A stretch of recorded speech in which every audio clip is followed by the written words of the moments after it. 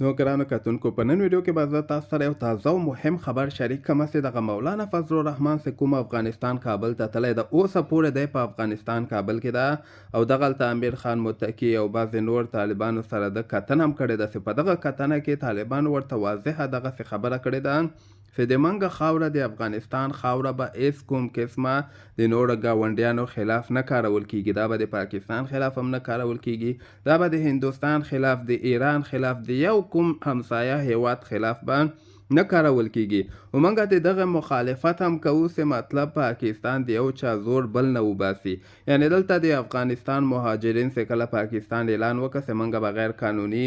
افغانان پاکستان کې نه پرېږدو، چې دغه مطلب یو قسم وی افغانانو سره پاکستان زیاتی کړې ده. نو دغلته موږ وی غواړو پاکستان سره په تجارت کې هم ښه تعلقات وساتو، همسایه‌توب هم ورسره وپالو او همدغسې د یو بل ضرورتونه پوره کړو. د یو بل ضرورتونه پوره کړو، دغه به د منګه لپاره هم ښیي، د پاکستان لپاره به هم ښیي او موږ خپلې خبره باندې اوسه پورې ولاړ یو چې د افغانستان خاوره به د پاکستان خلاف هېڅکله هم نه کارول کیږي.